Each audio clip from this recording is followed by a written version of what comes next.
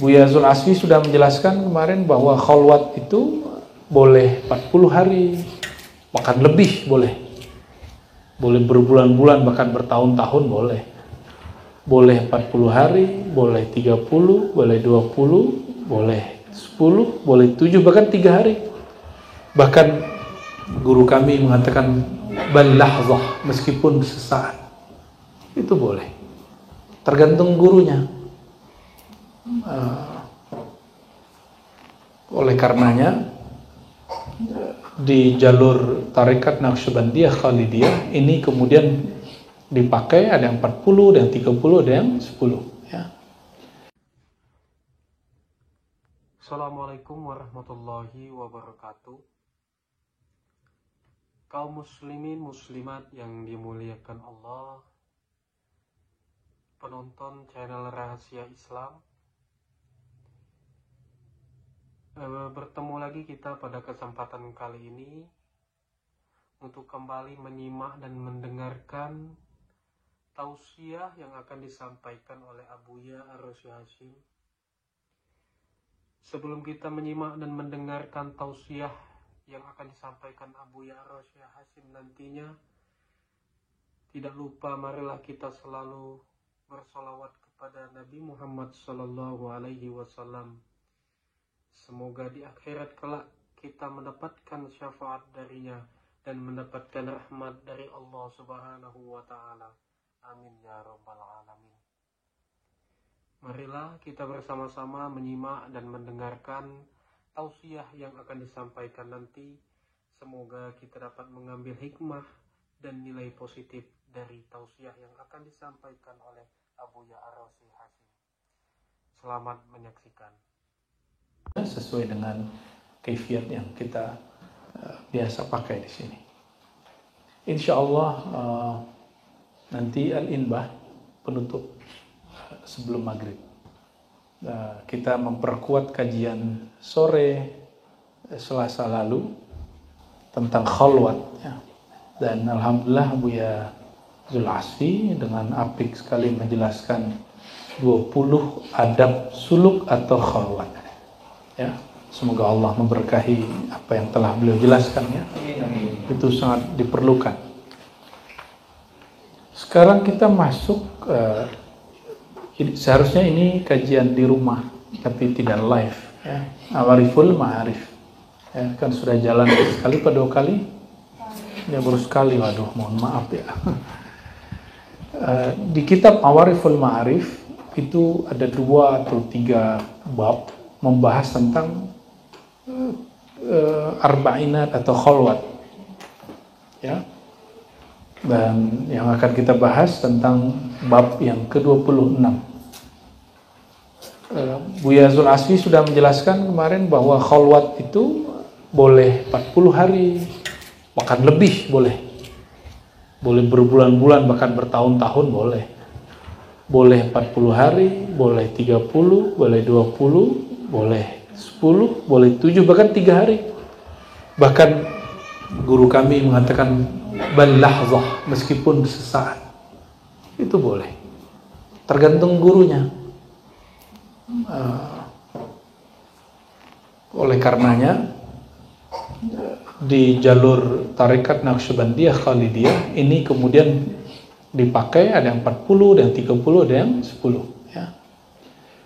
Di beberapa jalur Naqsyabandiyah Khalidiyah di Sumatera itu ada yang sangat ketat sekali. Kalau awal suluk khalwat mesti 40 gitu ya. Itu bagus. Tapi ulama-ulama salaf kita terdahulu kita gak begitu ya. Guru saya beberapa begitu dulu kalamnya. Cuma sebagian sudah berubah, mereka tercerahkan dengan ilmu pengetahuan. Bukan berarti mereka yang dulu ngomong begitu kurang pengetahuan, enggak. Itu zamannya. Dan tertulis di kitab Tanwirul Qulub ya, kalimat itu boleh 40, boleh 30, boleh 10, boleh 7. Maka para mursyid tidak usah takut membuat khalwat lebih kurang daripada khalwat yang dia jalani dulu. Ya, ini perlu kita sampaikan ya. Jadi itu tidak bid'ah ya. Tidak juga khianat kepada guru, itu bagian daripada keilmuan yang mungkin belum sampai kepada sebagian mursyid. Karena tidak semua mursyid thariqah itu faqih, ahli hukum, ahli kitab. Sebagaimana tidak semua yang faqih itu mursyid. Betul nggak? Syukur-syukur ada mursyid, dia juga faqih. Ya, mengerti kitab, mengerti hukum. Kita sangat senang sekali. Kalau tidak ada masalah. Ya. Kalau di Mesir itu kayak Syekh Ali Jum'ah, mursyid. Syekh Zaki Ibrahim, guru beliau, seorang mursyid dan faqih. Syekh Ali Jum'ah, faqih, mursyid. Muhaddis juga ada. Pensyarah kitab Hikam, hasyiahnya, hasyiah Imam Syarqawi. Imam Syarqawi Syekhul Azhar. Hampir semua ilmu yang ada di Al-Azhar dia kuasai. Dan dia seorang mursyid tarekat khalwatiyah. Ya. Maka aneh kalau ada lulusan Azhar anti tarekat, itu aneh. Berarti dia nggak kenal sama pendahulunya dengan imam-imam syekhnya sampai hari ini. Tapi kalau ada ya itu urusan personal mereka ya. Di negeri kita juga sama. Ada yang alim secara zahir, ada yang alim secara batiniah saja. Wa bisanadina al-muttasil dari Imam Abu Hafsin Umar As-Surawardi qala bab sadis wal 20, bab yang 26. Ini kitab sudah khatam sebelumnya, jadi saya kemudian mengambil bagian mana saja ya. Kita sudah pernah khatam di sini.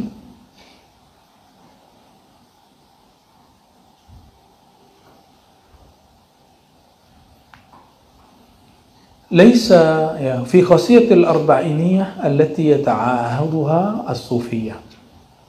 Mengenai kekhususan keistimewaan khalwat 40 hari yang diamalkan oleh para sufi.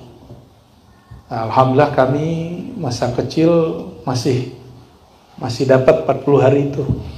Sekarang pun masih ada, cuma banyak yang nggak sanggup. Alasannya mahasiswa, alasannya karyawan. Ya, makanya mesti kemudian ada ijtihad yang bisa melapangkan itu. Ternyata nggak perlu ijtihad, sudah ada panduannya. Nggak mesti 40, ada 10. Pak Gesang nanti berapa hari, Pak? 10 hari ya? 10 hari ya. Laisa matlubul qaumi minal arba'in syai'an makhsusan la yatlubunahu fi ghairiha. Ya, minal arba'in syai'an makhsusan la yatlubunahu fi ghairiha. Tidaklah maksud dari al-qaum itu para sufi, dari kata arba'in sesuatu yang di luar maksud kata tersebut ya. Walakin lamma taraqathum al-mukhalafatu hukmil awqat ahabbu taqyid al-waqti bil arba'in. Sebenarnya para sufi itu nggak mesti khalwatnya 40 hari. Boleh bertahun-tahun bahkan, boleh berbulan-bulan. Tapi lamma taraqathum mukhalafatu hukmil awqat, ketika terjadi persoalan mengenai manajemen waktu karena mungkin kesibukan itu yang disebut taraqathum mukhalafatu hukmil awqat ahabbu taqyid al-waqti bil arba'in. Mereka senang mengkhususkan kata 40 ya untuk latihan rajaan ayyan sahiba hukmul arba'in ala jami' zamanihim. Berharap ya bahwa waktu 40 itu berefek kepada atau meliputi sepanjang hidup mereka. Fayakunu fi jami' awqatihim kayahatihim fil arba'in, sehingga di luar suluk pun berasa seperti suluk. Maka dianjurkan teman-teman sebelum ziarah ke Masjid Nabawi, sebelum umroh, haji bahkan bersuluk dulu. Kenapa? Supaya nanti disiplin ketika di sana.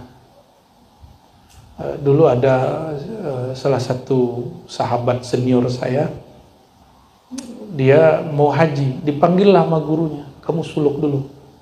Di kampung itu suluk punya Ramadan, ada yang 5 bulan. Nah, ini cuma Ramadan. Akhirnya dibuatlah suluk di luar Ramadan sebelum bulan haji. Sampai kemudian senior saya ini, dia disiplin dalam bab zikrullah. Berangkat haji, kolbunya sudah terpaut duluan dengan Baitullah. Coba teman-teman perhatiin yang pulang umroh, pulang haji. Kebanyakan orang haji umroh sibuk memperhatikan orang lalu lalang. Benar nggak? Benar? Nah, ini yang nggak sempat suluk sebelum umroh, sebelum haji, ini perhatikan. Mungkin sudah ada janji, sudah terjadwal. Ini perhatikan, jangan ikuti model seperti itu. Kalau emang ditakdirkan ke sana, harus disiplin beramal di sana. Matanya jangan jelata lihat kiri kanan orang lewat, nggak usah. Cari tempat duduk yang nyaman, bawa tasbih, bawa Quran, bawa kitab sholawat dalail. Ya, nah, khusus di Madinah banyakkan sholawat dalail, khusus di Mekah banyakkan zikir dan Quran. Nah, ini tipsnya. Jadi nggak usah kemudian orang kiri kanan nggak usah dilihatin. Yang dianjurkan itu ru'yatul Ka'bah, memandang Ka'bah. Itu ibadah. Memandang Ka'bah itu bagian dari ibadah. Tapi mandang orang muter-muter itu nggak masuk. Ya, itu ghaflah, itu kelalaian. Alhamdulillah Buya Asfi sudah merasakan lah itu ya, manfaat suluk waktu umroh kemarin. Ya, kalau enggak matanya jelalatan yang ngeliatin orang tuh. Ya, semoga yang belum berumroh Allah segerakan umrohnya. Ya, maka yang sudah kita talkinkan itu mohon dipegang erat-erat. Yang sudah ditalkinkan itu amalkan di sana. Amalkan di sana. Ah, ini kabar gembira. Sholat di Masjid Nabawi berapa faedahnya?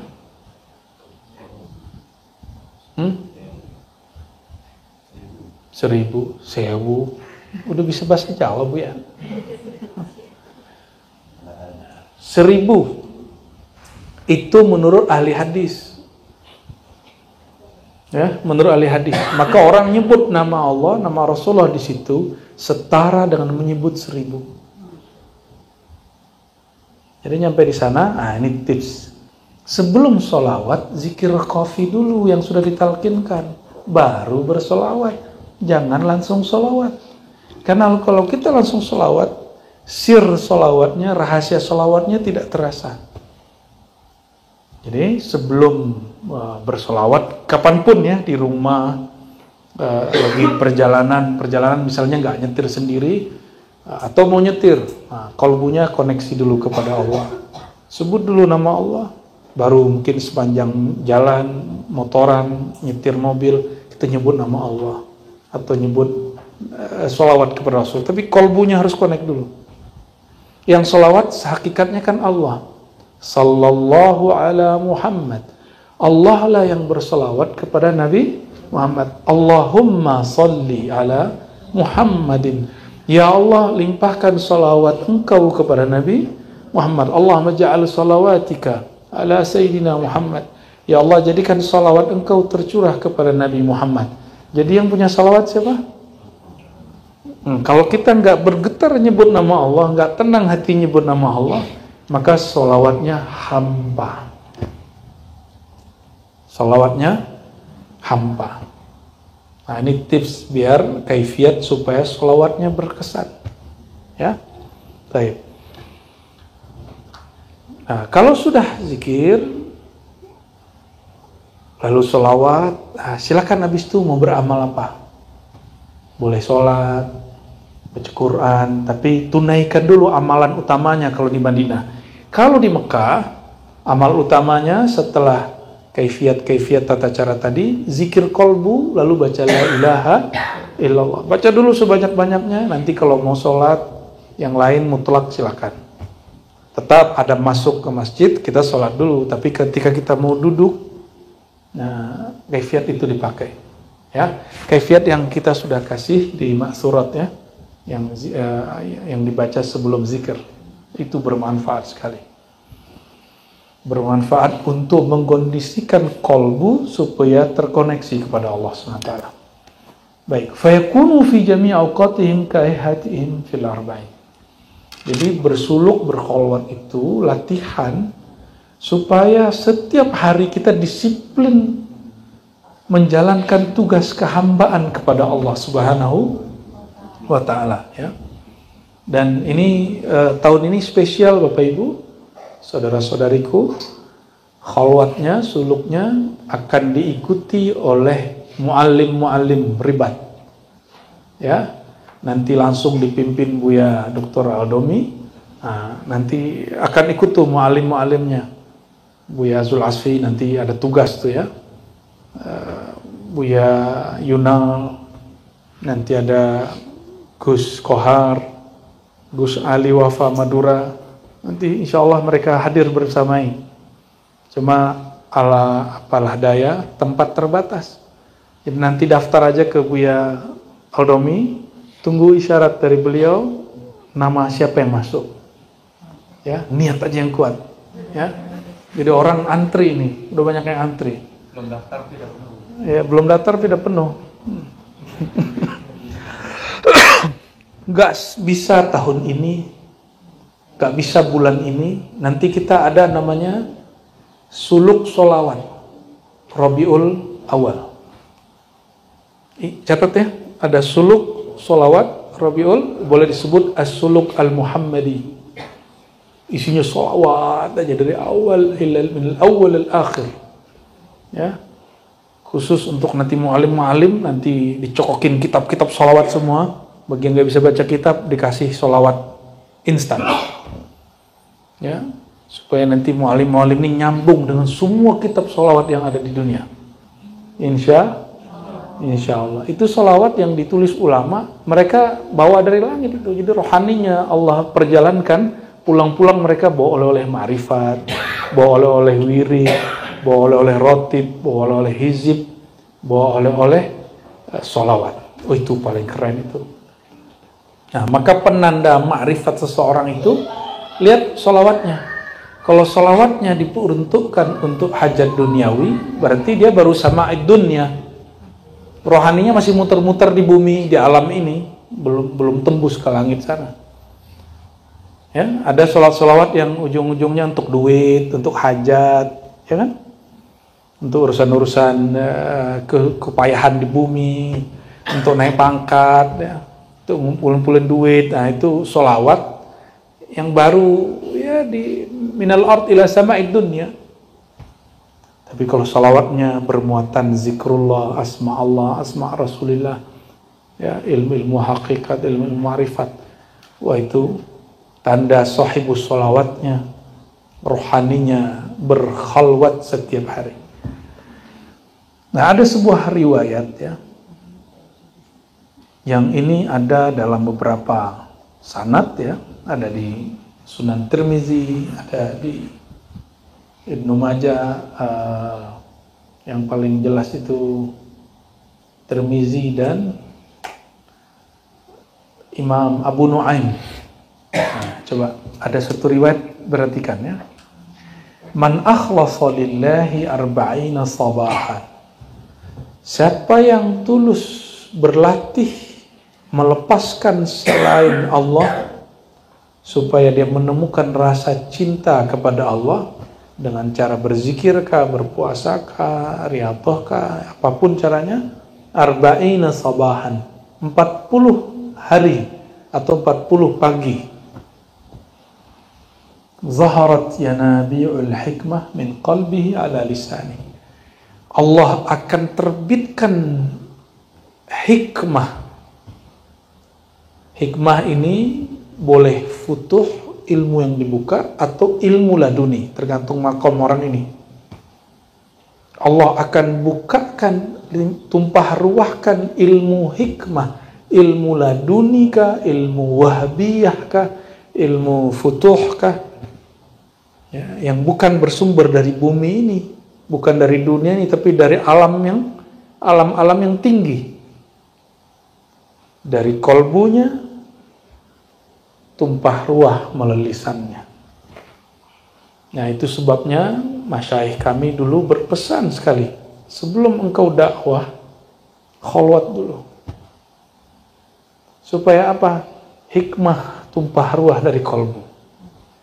Gitu. Makanya Bapak Ibu, ini tahadus bin nikmah, ya, mu'alim ribat merasakan itu ketika mengajar. Ya, kajian kitabnya sama, tapi kalau dibahas beliau-beliau ini beda, benar nggak? Ya, sama kitabnya, sama-sama nafsirin ayat, sama-sama jelasin hadis, tapi kekuatan tarikan rohani itu beda. Dan itu buah dari berkholwat. Ya, maka kholwat ini hanya terbatas 40 hari. Maka kita nggak berbangga udah pernah dulu 40 hari. Kenapa? Beliau mengatakan, fayakunu fi jami'i awqatihim kayahatin fil arba'in. Mereka latihan 40 hari untuk sepanjang masa. Sehingga setiap hari dijadikan seperti 40 hari. Gitu ya. Dan 40 hari ini angka sakti. Karena akhlak orang berubah 40 hari. Karakter orang berubah 40 hari. Nabi Musa berapa hari berkholwat menerima kalam-kalam Allah? 40 hari. Nabi Yunus berapa lama baca la ilaha illa anta di dalam perut ikan? 40 hari. Nabi Adam berapa lama sujud? Rabbana zalamna anfusana. Itu salah satu bacaan, yang ada bacaan yang lain. Itu juga 40 hari. Oh, Masya Allah, jauh kali Bu ya. Nabi Muhammad dulu ya. Nabi Muhammad berapa lama bertahanus, berkholwat di Gua Hira? Yang sudah ke Gua Hira itu saksi. Orang hanya melihat Nabi Muhammad SAW yang sudah jadi. Mereka nggak lihat proses sang Muhammad menjadi Nabi Allah, Rasulullah yang menarik itu. Ternyata walaupun sudah Nabi, sudah Rasul, masih Allah perjalankan dalam bentuk kholwat. Apalagi kita. Nah, kitab ini kan dulu nggak ada. Kalau antum cuma jago baca kitab, nggak pernah kholwat, nggak mengikuti sunnah batinnya Rasulullah SAW. Ya, Rasulullah itu nggak pernah belajar kitab begini, nggak pernah. Sahabat nggak pernah belajar kitab begini. Maka mohon maaf, bagi kita salah satu kesempurnaan kelengkapan dai itu adalah dia berkholwat dulu sebelum dakwah, sehingga nanti dia tidak yuhibbus syuhrah qabla kamalih. Sebelum Allah sempurnakan batinnya, dia nggak kemudian cinta viral. Kenapa yang boleh viral itu cuma Allah? Karena Allah menyebut dirinya Az-Zahir, Al-Batin. Lalu Rasulullah SAW yang sangat viral di alam semesta. Belum ada YouTube, Rasulullah udah viral. Ya kan? Dan di situ nanti dalam khalwat dia faham, orang yang viral itu sebenarnya Sayyidina Muhammad punya nur terbit pada diri orang itu, lalu Allah angkat nurnya. Jadi yang Allah angkat itu bukan dia, nur Muhammadnya, namun dia disertakan dalam nur itu. Maka kita nggak ngerasa GR juga. Kita mau dijadiin mursyid kayak, jadi khalifah thariqat kayak, mau jadi muqaddam nggak ada urusan, mau jadi dai, mau alim. Yang penting nurnya terbit. Nah, nur ini kita sebut nur Muhammad SAW. Siapa yang ikhlas dalam jalan Allah, berriyadhah 40 hari 40 malam, terbitlah hikmah. Al-hikmah nama lain daripada nur Muhammad sallallahu alaihi wasallam. Jadi kalau ada orang bilang mahar mengaktifkan nur Muhammad, mohon maaf, nabiku tidak mengajarkan begitu. Saya nggak bilang dia dajjal, ya, nggak bilang dia pembohong. Cuma yang kami terima bersambung kepada sang baginda bahwa al-hikmah itulah yang disebut nur Muhammad, dan itu pengaktifannya dengan cara riyadhah, suluk, thariqah, mengikuti jalan ulama-ulama terdahulu yang bersambung kepada Nabi Muhammad sallallahu alaihi wasallam. Waalaikumsalam warahmatullahi wabarakatuh. Maka Bapak Ibu Saudara, ya, apapun nanti yang punya waktu luang, gak usah mikirin nanti bayar apa ya. Kalau emang dapat isyarat dari Buya Aldomi yang ditunjuk, ikut. Ya, saya nggak punya duit nih, mau iuran nih. Lah emang iurannya wajib? Kan enggak juga. Ya, berapa iurannya Buya untuk makan? Enggak, segitu doang. Antum bisa merasakan nur itu terbit bertahun-tahun sampai mati. Ya, insya Allah. Nah, beliau-beliau ini kan produk itu. Walaupun Buya Asfi 2 kali 10 Buya, ya, tapi kan diribat sudah lama nih. Ya. Buya Aldomi alhamdulillah pernah 40 hari Buya, ya. Pernah 30 hari, ya. Pernah 10 hari, alhamdulillah. Dulu kalau ada orang suluk, ya, kita rekomendasiin ke guru-guru di kampung. Kalau orangnya alim, saya sarankan ke Buya Amilizar. Ya, walaupun ada orang mau adu-adu saya dengan beliau, bagi saya beliau itu paman guru saya. Ya, guru saya Abu Hasan Basri itu berguru kepada Syekh Muhammad Kanis, punya adik kelas kira-kira gitu, itu Buya Amilizar. Jadi kami punya adab. Walaupun orang adu-adu saya dengan beliau-beliau itu, kami nggak merasa diadu. Ya. Mengenai ada kalam-kalam zallat, ya, kalam-kalam yang terlompat baik dari saya ataupun beliau, ya Allah insyaallah sudah ampuni itu, sudah maafkan. Itu cuma emosi-emosi sesaat, ya. Sampai hari ini kalau beliau-beliaunya pulang, saya bilang, tolong kalau pulang sowan ke guru. Walaupun orang Minang nggak tahu istilah sowan.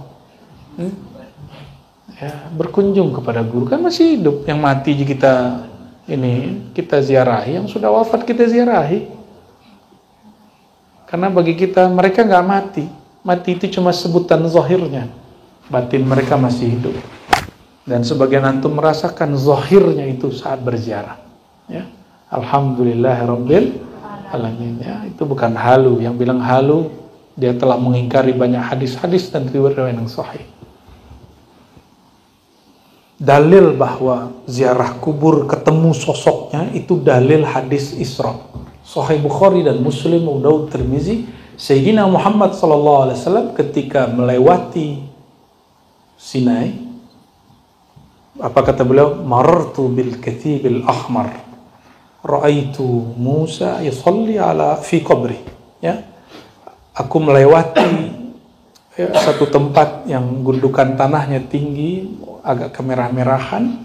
Kathib itu al-ard al-murtafi', ya, tanah yang agak gundukannya tinggi. Itu kuburan maksudnya. Kuburan siapa? Musa, Nabi Musa. Ra'aituhu yusalli fi qabri, aku lihat beliau salat di dalam kubur. Itu Nabi SAW. Halu nggak Nabi Muhammad SAW? Ada yang bilang halu? Enggak. Maka ulama pewaris Nabi Muhammad SAW kalau ziarah ke wali Allah, insya Allah mengalami hal yang sama. Kecuali ente bukan pewaris Nabi Muhammad SAW, pewaris Abu Jahal, Abu Lahab.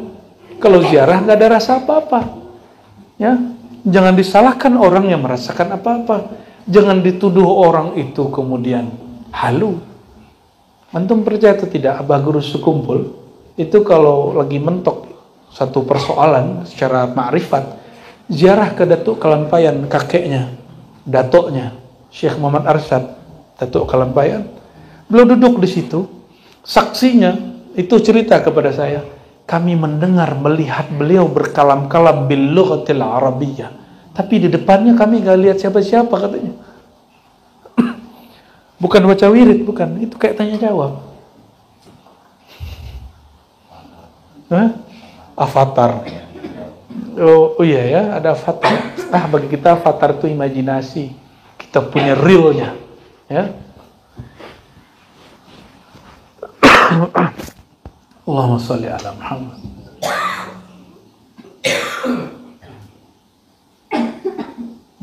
Batuk semua.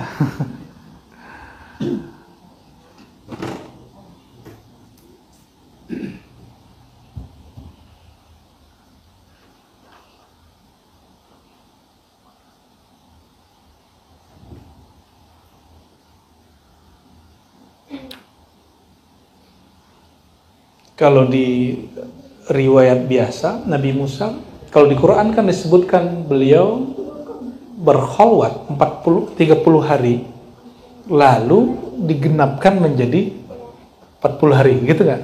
Tapi nggak disebutkan sebabnya. Nah, di kitab ini disebutkan sebabnya.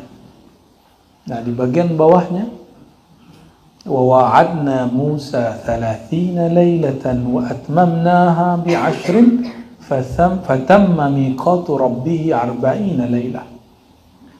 Musa buat perjanjian dengan kami untuk datang berkholwat di masjid Sinai, di gua Sinai, di lembah Sinai 30 hari. Wa atmamnaha bi'ashrin, lalu kami sempurnakan menjadi 10 hari lagi, yaitu 40. Fatamma miqatu rabbih, maka miqatnya, miqat Rabbnya kepada Musa, Nabi Musa menjadi 40 hari. Maka miqat di sini berarti waktu. Ya. Wa dzalika anna Musa alaihi salam wa'ada bani Israil wa hum bi Misra. Nabi Musa menjanjikan Bani Israel, sedangkan Bani Israel di Mesir. Anna Allah Ta'ala idza ahlaka aduwahum wastanqadhahum min aydihim ya'tihim bikitabin min indillah fihi tibyanul halal wal haram wal hudud wal ahkam. Ya. Allah apabila ingin membinasakan musuh mereka, musuh Bani Israel, dan membebaskan mereka dari cengkraman kezaliman Bani Israel, ya'tihim, Allah beri mereka kitab min indillah, ya. Yang di situ ada penjelasan halal, haram, hudud dan ahkam. Falamma fa'ala Allah dzalika wa ahlaka Fir'aun sa'ala Musa rabbahul kitab, ya. Seperti tadi, ya. Ketika Allah melakukan itu, Allah hancurkan Fir'aun, Nabi Musa meminta Alkitab. Fa'amarahu Allah Ta'ala ayyasuma 30 yawman. Lalu diperintahkan Nabi Musa puasa 30 hari. Maka bagusnya suluk Ramadan langsung siangnya puasa. Itu. Wa huwa Dzulqa'dah, yaitu di bulan Dzulqa'dah. Falamma tammat 30, setelah 30 hari Dzulqa'dah, setelah Dzulqa'dah Dzul apa? Dzulhijjah. Ankara khulufa fammihi fatasawwaka bi'audin kharnu. Nabi Musa kalau orang puasa itu karena nggak makan, mulutnya bau nggak? Bau? Benar bau? Itu bau dari dalam. Nah, Nabi Musa ankara khulufa fammihi. Kemudian kok mulutku bau gitu? Masa sih bau? Nah, gitu. Maka beliau bersiwak dengan aud kharnub, ya. Ya, untuk alat siwak di zaman itulah. Faqalat lahul malaikah kunna nashummu min fika raihatal misk fa afsaddatuhu bisiwak. Oh, ini rahasia nih. Ini kata malaikat, bukan kata Nabi Musa loh, ya. Kata malaikat, Musa, 30 hari ini mulutmu itu harum sekali bagiku. Tapi ketika engkau bersiwak, harum mulutmu hilang. Kata malaikat, bukan kata manusia. Kata manusia mah itu yang harum. Yang harum yang siwak. Kalau menurut malaikat, yang harum yang belum, membeda standar kita sama mereka kan. Walam yakun Saumu Musa alaihissalam tarkat ta'am bin nahar wa akluhu bil lail bal tawal 40 min ghairi akli. Waktu itu Nabi Musa, jangan dibayangkan puasanya hanya sekedar meninggalkan makan di malam hari lalu makan di malam hari, enggak. Tapi selama sekian hari itu tawal 40 min ghairi aklin, 40 hari, 40 malam gak makan, gak minum. Sotik, Saya percaya ini bagian mukjizat Nabi Musa. Seperti Nabi Yunus 40 hari 40 malam gak mungkin minum air asin, si perut ikan, gak mungkin. Beliau sibuk sibuk sudah ganti frekuensi kolbunya, sehingga makanannya seperti makanan rezekinya malaikat, yaitu zikir. Jadi suluk itu, kholwat itu bukan mau jadi malaikat, tapi mengaktifkan nur, yang nur itu sumbernya malaikat dulu. Malaikat tidur nggak? Malaikat makan, nasi, minum air, malaikat kawin, malaikat banyak ngomong, malaikat bercanda, enggak. Malaikat marah, enggak, kecuali disuruh marah. Selama suluk, tidur tapi dikurangi, makan tapi dibatasi, minum tapi dikurangi. Kalau minum kebanyakan jangan ngikutin ala dokter 8 liter. Nanti antum baru duduk 5 menit langsung belakang lagi. Enggak, sedikit aja. Itu asbabnya Nabi Yuna Muhammad SAW ketika berbuka, ada berbukanya toh. Kalau ngikutin aslinya nggak ada berbukanya. Berbukanya dengan kurma. Kalau tidak punya kurma, dengan sesuatu yang manis. Kata mancung nih, aku mah udah manis. Gaya bener ente. Hah? Buka bareng diri. Kopinya laku.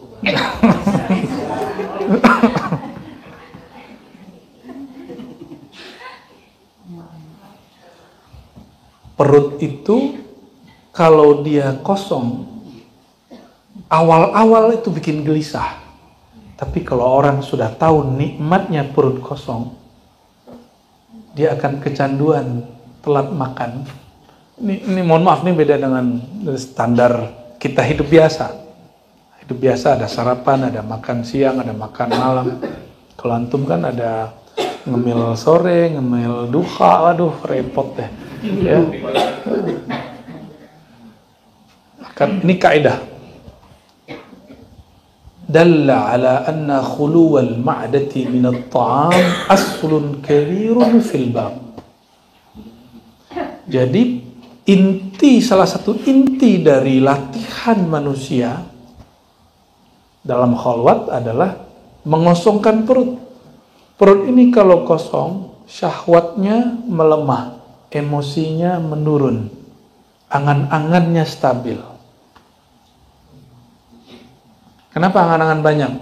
Perutnya banyak, perutnya itu tuh. Perutnya masih itu ya. Kenapa emosinya ini? Karena kita pengen kenyang gitu. Orang yang ingin kenyang itu akan gampang marah. Itu sebabnya orang-orang yang demo itu, dia dijanjiin makan setelah demo atau pertengahan demo. Tar ada jatah tarnya. Bikin dulu dia marah kan? Ya, itu temanku yang koordinator demo cerita ya. Dapat nasi bungkus tuh. Ini pakarnya ini, ya. Salah satu pakarnya ini ya, salah satu pakarnya. Ada bukti otentik gitu.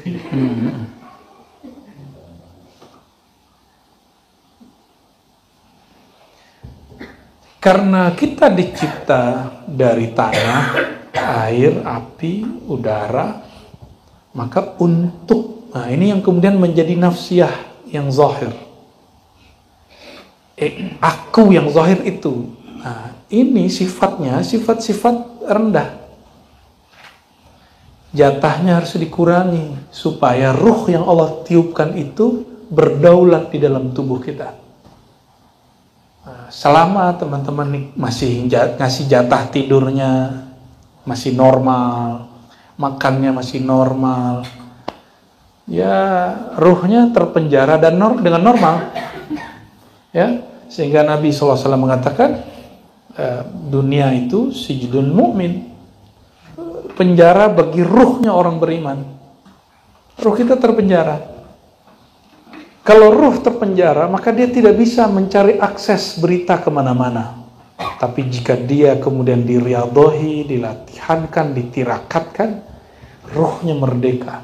Kalau dia sudah merdeka, ada kabar turun di mana, dia bisa ikut di sana. Nah, coba lihat. Ini bagian inti sebelum kita loncat ke satu riwayat di sini, baru masuk ke kitab Al-Inbah ya. Bismillahirrahmanirrahim. Wal ulum al-laduniyah. Paragraf berikut. Ilmu-ilmu laduni Apa yang disebut laduni? Laduni bukan ilmu kebal, bukan ilmu baca isi hati orang. Ladun artinya ilmu yang direct from Allah, yang langsung diakses dari Allah Subhanahu wa ta'ala. Jadi apa ilmu laduni?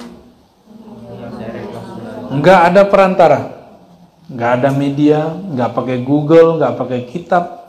Hatta gurunya pun sudah tiada di situ. Gurunya sudah tiada di situ, kecuali hanya baginda Rasulullah sallallahu alaihi wasallam. Jadi laduni itu apa? Ilmu yang langsung. Kalau langsung ketemu gak? Kalau nggak ketemu, bukan laduni, namanya futuh. Kalau tiba-tiba lagi zikir dapat, itu namanya wahbiyah, ilmu yang dihadiahkan Allah. Kalau futuh dibimbing guru 3 dapatnya 10, itu namanya futuh. Diajarin 3 secara sir, Allah kasih hadiah. Nah, kalau wahbiyah, kita lagi zikiran, antum disebut miskin lagi robita, lagi tawajuh, lagi muallimi, muhadatsah khitriyah, lalu ada, nah itu namanya wahbiyah. Tapi ada orang yang ruhnya kemudian diundang Allah ke hadiratnya, nah, maka boleh disebut mahiyal ulum alladuniyah, al-ilmu alladhi akhadahu al-abdu min hadratir rabb mubasyarah bila wasitah. Nah, babnya disebut hadrah. Hadrah itu artinya hadir. Jadi Allah itu punya forum juga untuk kekasih-kekasihnya. Itulah hadratullah. Maka ketika kawan-kawan kita di majelis hikam yang lama, ya, mereka bertawasul sebelum ngaji ila hadratillah, disalahpahami orang yang tidak faham. Mereka kira kita kirim Fatihah kepada Allah. Enggak. Hadratillah, bukan kepada Allah, bukan ilallah kok. Ila hadratillah itu kepada hadiratnya Allah. Maksudnya supaya Allah membuka alam hadrahnya. Kalau Allah sudah buka alam hadrahnya, laduniyah turun. Itu maksudnya. Allah nggak butuh Fatihah kita, Allah nggak perlu bacaan kita. Emang Allah perlu sholawat kamu? Ya, sholawatnya Pak Tabah perlu nggak? Zikirnya? Allah miskin nggak kalau Pak Tabah ini nggak tabah? Nggak ada urusannya. Al-ulum al-laduniyah fi qulubil munqati'ina ila Allah darbun minal mukalamah. Ilmu laduni yang ada di kalbu orang yang sudah munqati' ila Allah, sudah wusul kepada Allah, sudah selesai hatinya melepas selain Allah. Darbun minal mukalamah. Ini urusan kalbu, bukan urusan badan loh ya. Badan tetap di dunia, badan tetap bekerja, pikiran tetap bekerja, tapi kolbunya hanya bersama Allah. Orang yang bilang, kok sulit ya milah-milah, karena dia nggak berguru. Setelah antum berguru talqin, sekarang mudah nggak zikir kolbu? Walaupun pikirannya banyak. Lalu kita merasakan, oh ada loh pergerakan was-was, pergerakan lintasan khatarat, ada zikir kolbu, dia beda ternyata. Benar nggak? Kita zikir Allah, ada yang melintas. Disitulah seorang manusia sadar, oh di dalam diriku banyak jalan tol, banyak pasar, banyak file, banyak ruang, banyak alam. Ada alam-alam khatarat, ya. Ada alam-alam zikrullah. Kayaknya dia masuk alam khatarat. Oh, mau habis baterainya. Ya.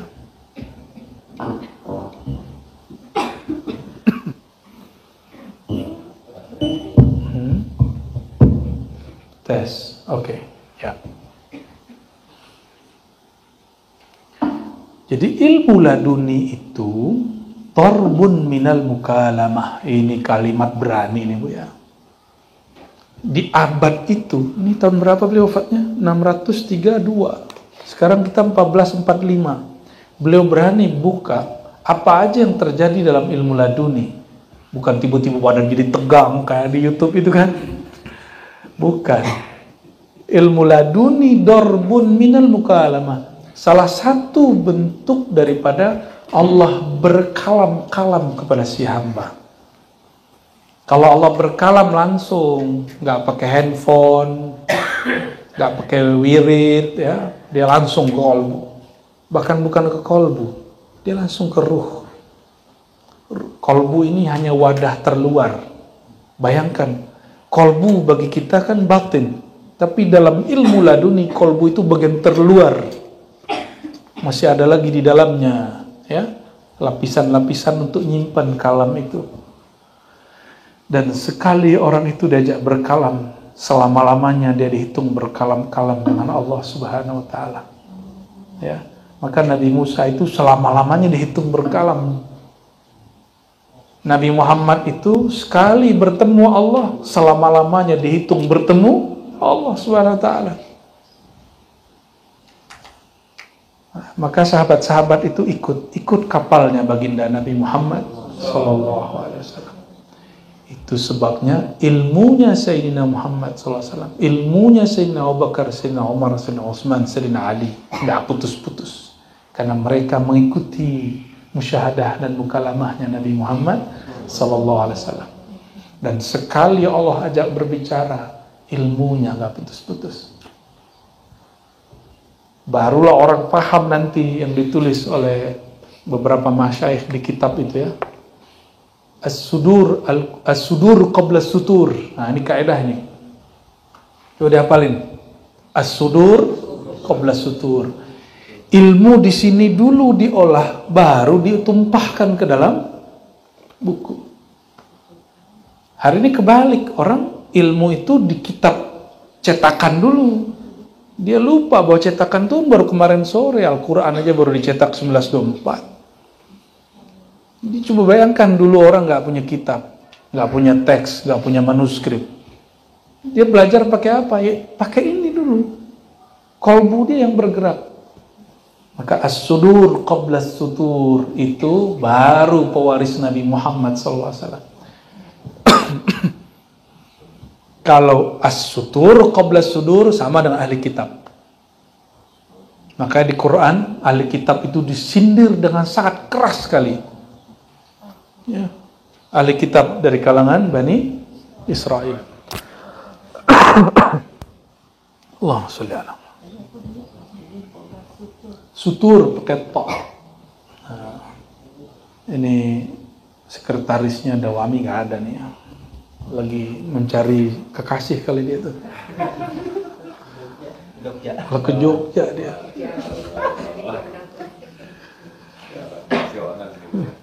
Oh, maaf. Nah, kita ringkas saja kalimat bagian terakhir. Wala yattali'u ahadun ala haqiqati dhalika illa al-anbiya idza arafahumul haqq aw man yakhussuhu Allah ta'ala bi ta'rifi dhalika min ghairil anbiya.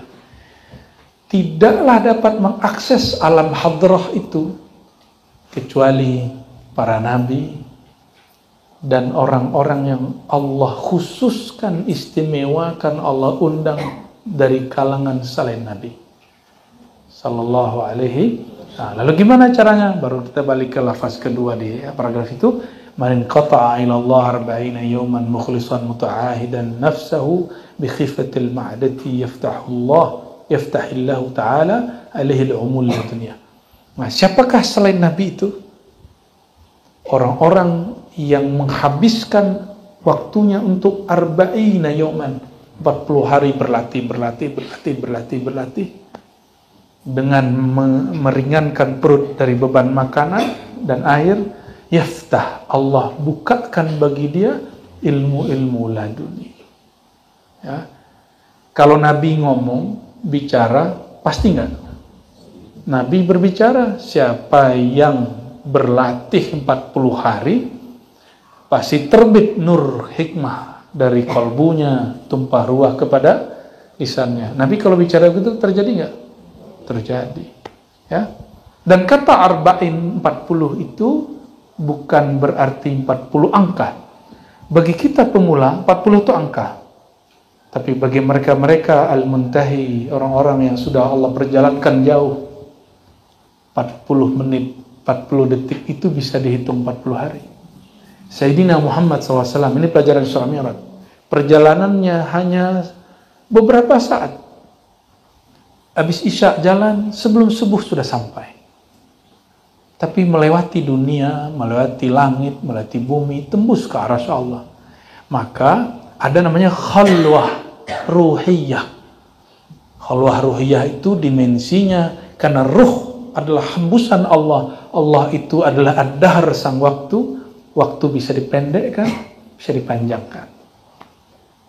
Maka umur umat Nabi Muhammad yang sekarang pendek ini, saya berdoa walaupun antum cuma khalwat i'tikaf 10 hari, semoga di sisi Allah dihitung 40 hari. Amin. Amin ya rabbal alamin ya. Nah, dan hikmah itu yang Allah terbitkan dalam kalbu kita, ini tergantung kesiapan batinnya. Jadi nggak semuanya sama. Yang belum siap disapa, Allah nggak akan sapa. Nanti gila dia. Yang belum siap dipandang, Allah nggak pandang dia. Nggak Allah zahirkan muraqabahnya. Yang belum siap dapat makna, Allah nggak kasih makna, dikasih aja lezat zikir nyebut. Nah, maka jika zikir sudah mulai terasa lezat, berarti sudah terbit hikmahnya. Walaupun belum 40 hari kali 24 jam, tapi itu sudah dihitung 40 dalam hitungan rohani. Gitu ya. Maka masyayikh kita mengatakan 40 itu tergantung yang ngatur, yang ngelola waktu kan Allah. Ya. Ada orang sudah 40 tahun sama gurunya, tapi satu nur pun nggak terbit. Kenapa? Dia membersamai, tapi dia sebenarnya kurang yakin-yakin amat gitu. Ya. Cuma kata orang, masih kata orang. Dia khidmat sama gurunya, tapi khidmatnya pun masih setengah-setengah hati. Nah, semoga kita khidmatnya betul-betul sepenuh hati ya. Baik teman-teman yang bukan Allah. Lalu ada satu riwayat, ini hadis musalsal. Saya mendengar ini dari guru-guru saya, dari murid-murid Syekh Yasin Al-Fadani. Ada diijazahkan, diriwayatkan, dimusalskan oleh masyayikh kita. Di halaman 125-nya, beliau dapat sanad dari As-Sulami, mendengar dari Ali bin Sa'id. Beliau bertanya tentang apa itu ikhlas. Lalu setiap murid kepada guru bertanya kepada gurunya apa itu ikhlas. Sampailah silsilah itu kepada Sayyidina Al-Hasan Al-Basri. Sayyidina Al-Hasan Al-Basri pun bertanya kepada gurunya Hudzaifah, wahai tuan sahabat Rasulullah Hudzaifah, apa itu hakikat ikhlas? Kata Sayyidina Hudzaifah radhiyallahu ta'ala anhu, sa'altu an-nabiy sallallahu alaihi wasallam an ikhlas ma'hu. Aku bertanya kepada baginda Rasulullah sallallahu alaihi wasallam, apa itu ikhlas? Qala sa'altu Jibril, aku bertanya kepada Jibril apa itu ikhlas? Lalu Jibril mengatakan, sa'altu Rabbal Izzah, aku bertanya kepada Allah Ta'ala, apa itu ikhlas? Qala huwa sirrun min sirri awda'tuhu qalba man ahbabtu min ibadi. Nah, ini oleh-olehnya sore ini. Apa itu ikhlas? Ikhlas gak usah pakai teori. Gak usah pakai teori. Langsung pakai riwayat yang ada, yang kita riwayatkan secara musalsal dari guru-guru kita yang bersambung sanadnya kepada Rasulullah. Ikhlas itu kata Allah, firman Allah, sirrun min sirri.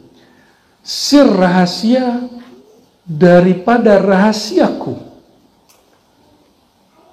Auda'tuhu, aku letakkan, simpan. Si ikhlas itu, si rahasia itu, qalba man ahbabtu min ibadi, di kolbu hamba yang aku cintai. Maka di sini ada 3. Ikhlas itu rahasia. Di mana dia diletakkan? Di kolbu. Di kolbu siapa? Kolbu yang Allah cinta. Dan ciri-ciri hamba yang Allah cinta, dia kenal kepada Allah Dan ciri-ciri kenal kepada Allah, dia ringan menyebut nama Allah. Kalau kenal Allah bisa cerita tentang Allah nggak? Nah, ini bagian terakhir dari laduni. Orang laduni, contohnya begini. Antum kalau pulang dari Jogja, bisa cerita tentang Malioboro dan detail. Beda nggak kita lihat di YouTube dengan kita ke sana? Atau kita dengar teman pulang dari Jogja dengan orang yang pulang dari Malioboro. Paham maksudnya? Ada kawan pulang dari Mekah, dia cerita, oh Mekah itu begini loh Tuhan. Kita percaya karena dia orang yang jujur. Itu namanya tasdik, iman. Iman itu begitu. Kita nggak ketemu Allah, lalu Rasulullah SAW mengabarkan, aku bertemu Allah. Lalu kita percaya. Kita nggak jumpa Nabi SAW, jumpa dengan sahabat atau nggak jumpa sahabat terus sampai hari ini. Guru kita berkalam, Allah itu satu, dan kita percaya. Tapi nggak ngelihat. Itu namanya iman. Ini beda iman dengan. Jadi iman itu kalau dibuka lagi, ini ada tasnya ikhlas, dan di situ ada musyahadah, berjumpa. Kalau sudah jumpa, di atas iman. Itu yang disebut kamalul yaqin. Di atasnya yakin. Nah, orang yang sudah jumpa dengan Allah, dia bisa cerita tentang ma'rifatullah. Jadi bukan orang baca kitab 1000 kitab terus bisa cerita tentang ma'rifatullah. Enggak bisa. Mesti jumpa dengan yang punya ma'rifat. Yang punya nama, yang punya sifat, yang punya zat, yang punya asma. Nah, itulah baginda Nabi Muhammad SAW dan pewaris-pewarisnya. Maka ilmu ini teman-teman, jangankan Allah, surga pun ma la ainun ra'at. Surga aja nggak bisa dibayangkan mata, nggak pernah terdengar telinga, nggak pernah terbersit di hati, apalagi yang punya surga. Tapi kan kalimatnya qulub, bukan ruh. Kalau ruh min amri rabbi, itu amarku, kata masyayikh kita, amr ay sirku. Maka al-ikhlas fi sirrun min sirri, yaitu bagian dari amal ruh. Jadi teman-teman yang dimakan Allah, oleh karena itu, karena ikhlas wajib perintah Allah, jalannya adalah khalwat. Bagi kolbu kita yang seperti ini, seperti saya ini, ya hampir-hampir wajib lah khalwat itu. Ya, kita nggak bilang wajib ya, hampir, tapi ikuti isyarat guru-guru, nanti kita berkhalwat supaya tidak dengan nafsu. Ya, nanti malah tengkar-tengkar masalah ruangnya. Aku ruangnya kok kecil gitu. Gak usah pulang aja kalau gitu ya.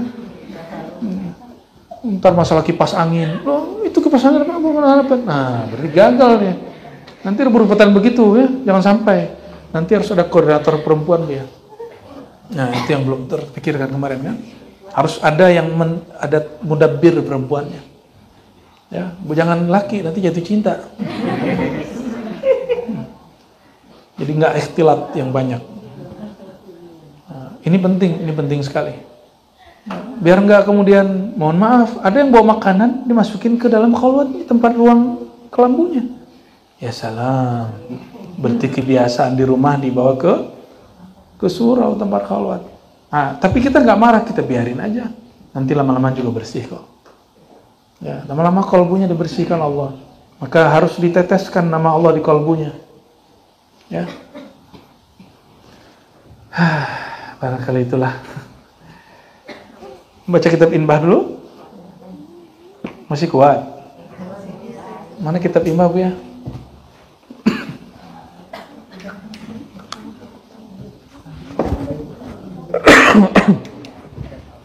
Bismillah. Khair, syukran. Bismillah. أين توقفنا في أي فقرة؟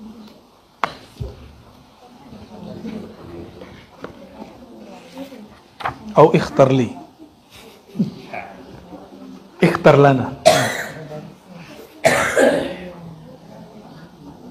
Nah ini aja deh ya, halaman 45 aja lah. Halaman 45.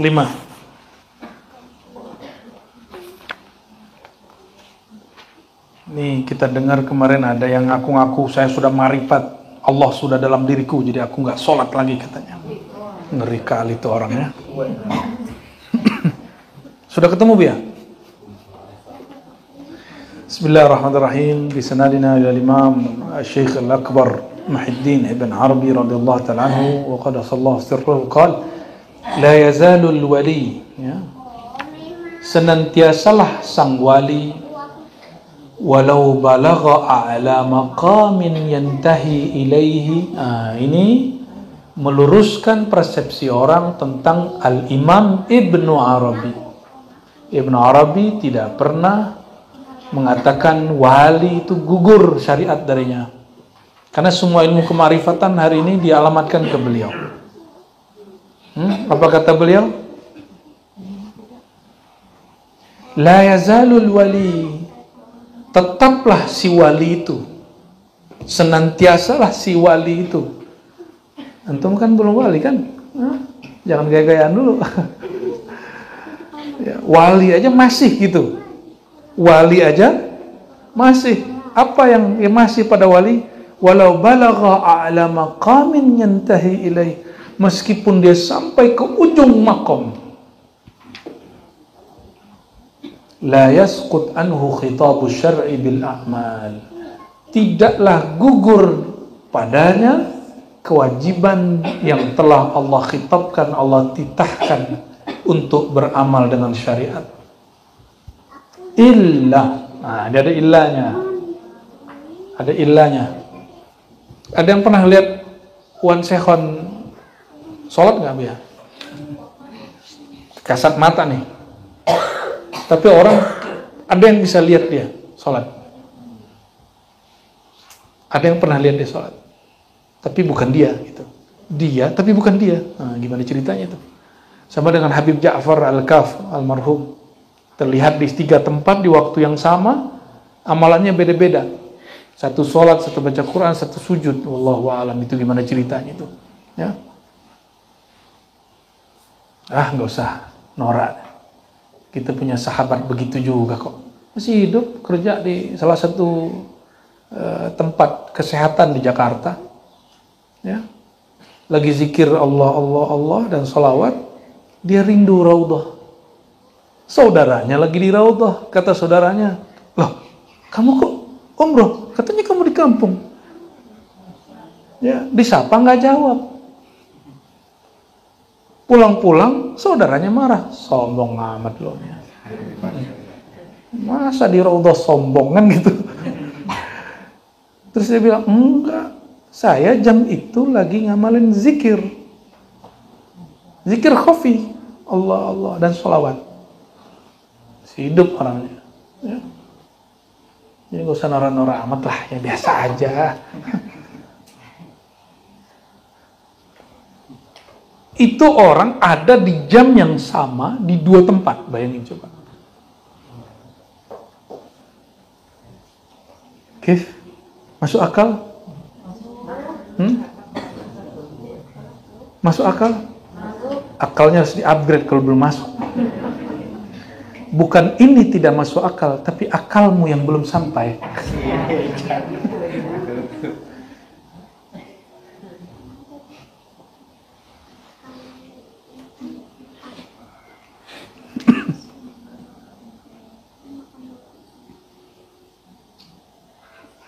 Maka ada seorang tokoh ilmu Quran di Prancis, tapi orang Islam, dituduh liberal, tapi dalam hal ini dia ngambil ilmu Ghazali. Cuma dia perkenalkan pemikiran itu ke dunia barat. Apa kata dia? Namanya Arkon. Ada yang dapat dicapai akal, ada yang akal mengatakan ini mustahil. Ada yang akal sebagian orang sanggup, sebagian orang nggak sanggup. Bukan berarti hal ini nggak masuk akal. Cuma sebagian akal orang nggak sanggup. Akal tidak sampai bukan berarti barangnya nggak ada. Nah, yang kedua, sesuatu yang muhalun, mustahil. Semenjak saya baca begitu, saya pikir, oh Arkon ini nggak liberal ini. Dia mengajarkan ilmu Imam Ghazali. Cuma mungkin agak genit dikit. Ya, orang Arab nggak siap dengernya. Ya, Buya Aldomi ini salah satu penikmat Arkon ini, diam-diam. Ya. Pernah baca lah ya. Waktu dulu S1, S2 pasti pernah baca. Saya ngumpulin buku Arkon itu dalam bahasa Perancis lebih dari 5 buku. Dan kita menemukan hal seperti itu dan senang sekali ya. Nah, barang ini bukan nggak masuk, bukan sesuatu nggak masuk akal, bukan mustahil, tapi ini barang akal mungkin belum nyampe, tapi akal orang lain ada yang sudah nyampe gitu. Illa an taghliba alaihi halatun tusayyiruhu kal majnun au al mughma alaihi. Kecuali si wali mengalami sesuatu yang dia kemudian seperti orang gila atau seperti orang yang hilang akal, mughma alaih. Mughma itu bisa pingsan, yang penting hilang akal. Ah, itulah wansekhon. Wansekhon itu kal majnun, tapi bukan majnun. Seperti orang gila, tapi bukan gila, paham? Habib Ja'far kal mughma lakin ghair mughma alaih. Kayak orang nggak punya akal tapi punya akal gitu. Masa nyampe di pantai buang-buang duit, kan nggak punya akal tuh. Tapi endahu aqlun, itu cara bersihin kalbu muridnya. Kalau ada orang yang khidmat ke beliau lagi senang sama duit, itu duit dibuang langsung. Kalau ada orang lagi bangga-banggain lambangnya, itu dicoret mawan sekhon. Organisasi ya. Maka lihat tuh ya, saudara kita Habib Syekh Razi Maula Dawilah, udnya itu yang gitar Arab itu dicoret-coret sama beliau kan, supaya ketika melihat nggak takjub melihatnya, yang terlihat oh goresan guruku gitu. Maka dia robitoh terus kepada gurunya, kolbunya terikat terus dengan kasih sayang gurunya, sehingga terhubung dengan kolbu baginda Nabi Muhammad SAW.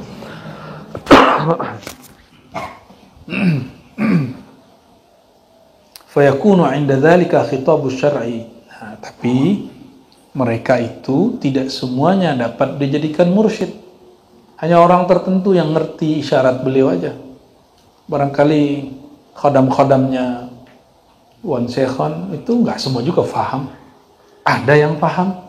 Nah, yang faham inilah yang dapat menjadi murid beliau. Kalau nggak khidmat aja.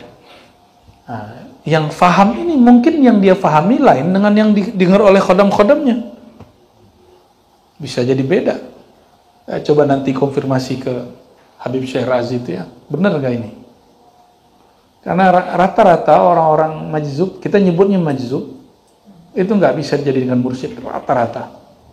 Nah, kecuali orang-orang yang mengerti bahasa jazbahnya, bahasa sakarnya beliau. Ya. Fayakunu 'inda dzalika khitabu syar'i mu'allaqan bihi hatta yafiqa min tilkal halah. Teman-teman, tua khamar yukhmirul akal, ya, menghilangkan akal. Maulana Jalun Rumi menyebut ilmu makrifat, kerinduan bermakrifat itu kalau masuk ke dalam diri itu seperti orang meneguk khamar, tapi khamar makrifat, maka dia akan mabuk sesaat. Dia mabuk sesaat. Ya. Inilah yang ditahan-tahan sama kita dulu biar Datu Dodo ini nggak wirling lagi dia. Kalau nggak dia sudah mau wirling gitu. Takut ini jadi fitnah, ya. Karena ribat tidak menolak sama dan wirling, tapi ribat tidak melakukannya kecuali jika halnya datang.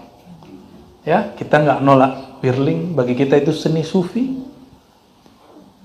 Bahkan kalau kita lagi ya mukhayyam, kita lagi berkemah, kita pakai tuh zikir berdiri itu. Ya, cuma nggak lama-lama, takut hilang. Takut antum minum khamar ma'rifat. Ya, maksud saya sederhana, jika yang materi itu bisa memabukkan akal, apalagi yang non materi.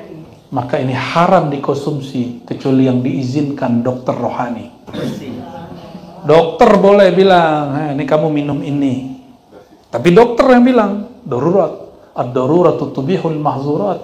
Kalau darurat makanya haram jadi halal. Tapi hanya di waktu itu. Hatta yafiq min tilkal halah, fa idza afaqa qala subhanaka tubtu ilaik. Sayyidina Musa ketika sadar, apa kata beliau? Subhanaka tubtu ilaik. Maha hebat engkau ya Allah, aku bertobat kepadamu. Ya. Maka antum kalau habis zikir, salah satu yang dibaca selain alhamdulillah adalah subhanaka tubtu ilaik. Kalau mengalami pengalaman rohani yang kencang, dahsyat, baca ini. Wa kullu man idda'a fi halati sihhatihi wa thubuti aqlihi an qad wasala ila maqamin a'tahu dhalika al-maqam taraka al-a'mal fa qawluhu zurun wa buhtanun wa wasuluhu ila saqar. Ya. Kalau ada orang ngaku-ngaku akalnya masih oke, kesadarannya masih utuh, lalu dia ngaku-ngaku sampai di makom yang tidak makom mabuk ini, lalu tarakal a'mal, lalu dia mengingkari mengamalkan sesuatu dari syariat, ya. Taraka di sini taraka lil inkar. Tarakanya apa? Lil inkar, ya. Kalau ada orang malas sholat, kita nggak hitung dia kafir, kita hitung dia fasik. Ya, kalau ada wali lagi mabuk di bab itu, maka dia kita hitung apa? Ya, orang mabuk dengan ilmu ma'rifat, itu mabuknya gila. Ya, kalau antum belum pernah mengalami itu, nggak usah diminta juga. Itu beratnya bukan main. Ya, beratnya bukan main. Sayyidina Muhammad SAW adalah orang yang paling kuat dan beliau sanggup menahan hanya menggigil, begitu kayak demam. Ya, maka beliau sampai berkeringat. Kalau kita dapat itu, kita gila langsung. Ya. Maka beliau mengatakan, syayyabatni hudun wa akhwatuha. Aku menjadi beruban karena makrifat yang tersimpan dalam surat Hud dan saudara-saudaranya. Jadi Hud ini banyak ayat-ayat makrifat di surat Hud. Syayyabatni, hanya jadi uban. Kalau di wali setelah Nabi Muhammad SAW bukan jadi uban, ada yang mati langsung. Jadi Sayyidina Al-Hasan Al-Basri baca ayat, alam ya'ni lil ladzina amanu an takhsha'a qulubuhum li dzikrillah. Itu nggak tahu maknanya semua kan? Itu kalau tahu maknanya antum bisa pingsan langsung seperti pingsannya 4 sahabat Nabi, 4 tabi'in, bahkan disebut di situ yang hadir dia meninggal langsung. Ya, itu dahsyatnya ayat itu. Dahsyatnya ayat. Ya. Kami masih nyaksikan lah dulu guru saya kalau ada satu bab ma'rifat maka beliau buat syair. Waktu kami masih kecil ya. Kalau sudah bersyair, Masya Allah, itu semuanya kayak orang udah mabuk. Ya. Ada yang pingsan, ada yang guling-guling. Meninggal beliau, thariqat itu hilang. Thariqat mahabbahnya hilang. Ya, dan beliau difitnah, Masya Allah. Ya, difitnah sesat, Masya Allah. Nah, dari beliaulah kemudian saya faham bab-bab ini.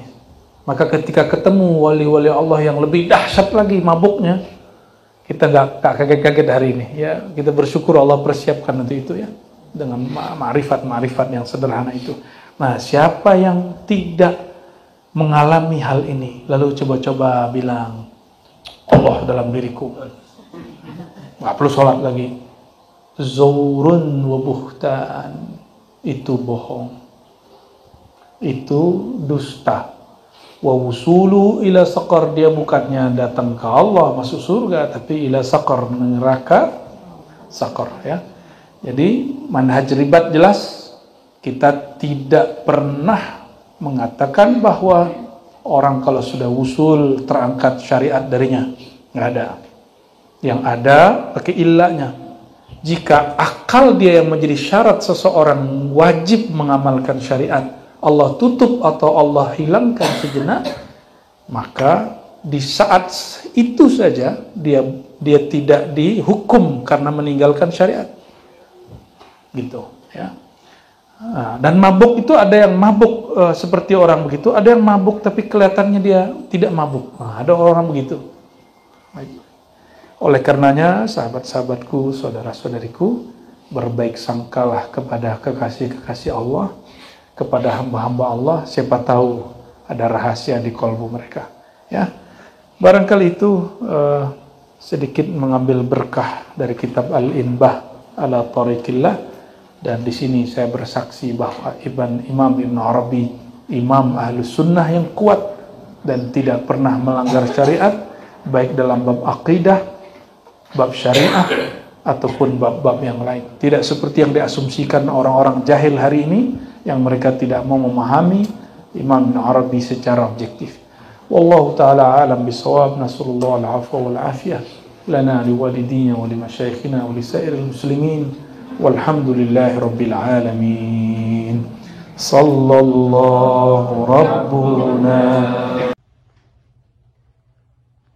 Baiklah, telah kita saksikan tadi secara bersama-sama tausiah yang telah disampaikan oleh Abu Ya'ar Rasy Hasim.